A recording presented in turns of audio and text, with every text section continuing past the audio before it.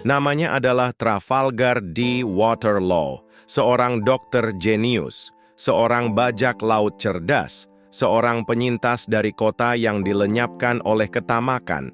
Tapi lebih dari semua itu, Law adalah simbol perubahan. Dalam dunia One Piece yang penuh warna dan absurditas, Law berdiri sebagai sosok serius, dingin, dan penuh luka. Kita tidak hanya akan membahas kisahnya, kita akan menyelami jiwanya, menganalisis trauma, filosofi, pertumbuhan emosional, dan pengaruhnya terhadap dunia yang lebih besar. Bersiaplah, karena perjalanan ini akan membawamu menembus batas realitas fiksi dan menyentuh makna keberadaan manusia.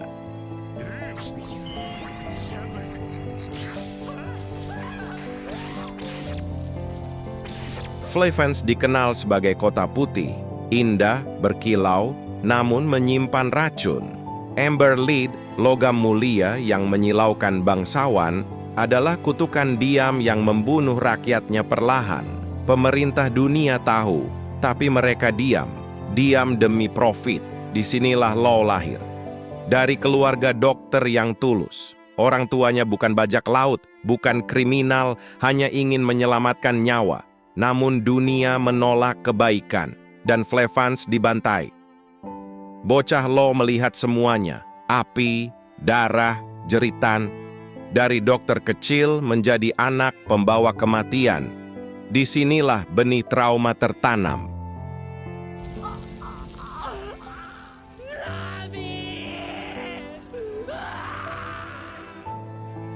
Dari reruntuhan, Law hidup di jalanan.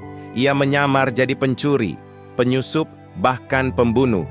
Ia meracik racun dari sisa Amber Lead, bukan demi bertahan hidup, tapi demi menghancurkan. Ia tidak peduli akan hidup. Setiap hari adalah taruhan. Setiap malam adalah mimpi buruk. Law mulai mempelajari anarki, bergabung sementara dengan kelompok bajak laut gelap. Dianggap sebagai anak aneh dan berbahaya. Tapi semua berubah ketika ia bertemu pria aneh dengan jas merah muda dan tertawa bodoh, Don Quixote Rocinante, atau yang kita sebut namanya Corazon.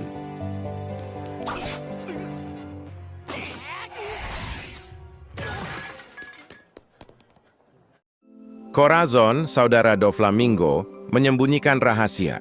Dia agen rahasia Angkatan Laut.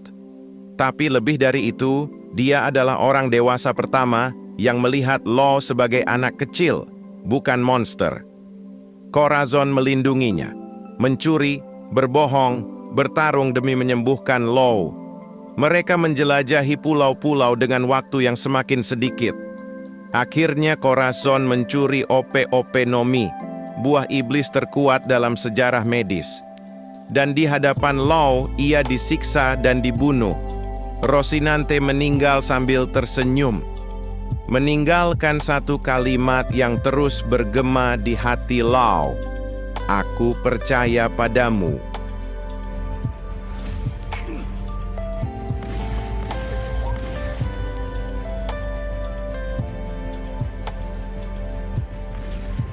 Law dewasa membawa dua warisan, kehendak Rocinante dan kekuatan Ope-Ope no Mi. Ia bentuk Heart Pirates, bukan sekadar bajak laut, tapi keluarga yang ia lindungi. Dari bawah laut North Blue, ia bangkit. Ia menyusun taktik selama bertahun-tahun untuk satu hal, menjatuhkan Doflamingo. Law menjadi Shichibukai bukan demi status, tapi demi akses. Ia menyerahkan jantung ke musuh, menyusup ke sistem, dan akhirnya bertemu sekutu gila bernama Luffy.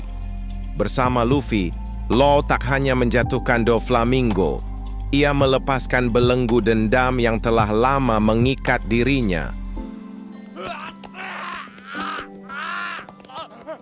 Di Wano, Law menjadi lebih dari sekadar taktikus. Ia menjadi pemimpin yang memikul risiko. Dalam pertempuran melawan Big Mom, ia mempertaruhkan segalanya. Ia percaya pada sekutu. Ia berani mempercayakan keselamatan teman pada orang lain. Law melampaui trauma masa kecilnya.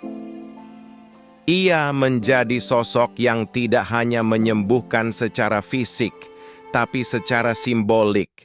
Ia menyembuhkan dunia yang hancur dengan operasi, dengan strategi, dan dengan harapan.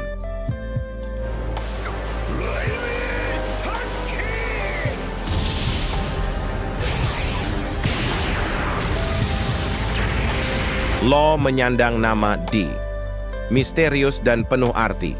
Ia tak tahu apa artinya, tapi ia tahu bahwa orang-orang dengan nama ini menantang nasib.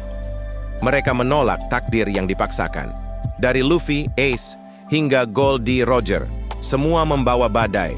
Dan Law adalah badai yang sunyi. Ia tidak menyuarakan revolusi dengan pekikan, tapi dengan tindakan senyap. Ia memilih untuk tidak menjadi dewa, meski memiliki buah iblis yang dapat memberinya keabadian. Ia menolak kekuasaan demi kehormatan. Dalam dirinya, kehendak D hidup secara unik, sebagai harapan diam.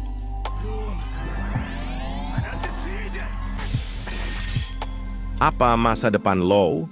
Apakah ia akan mengungkap sejarah kosong? Apakah ia akan berkorban demi Luffy?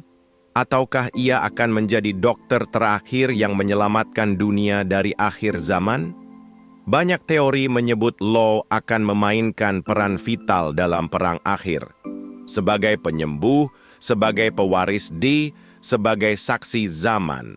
Tapi satu hal yang pasti, Trafalgar D. Waterloo bukan karakter sampingan.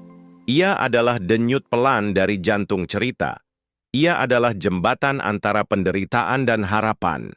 Ia bukan hanya dokter, tapi juga penyair sunyi yang menuliskan puisi kehidupan lewat luka dan pengorbanan.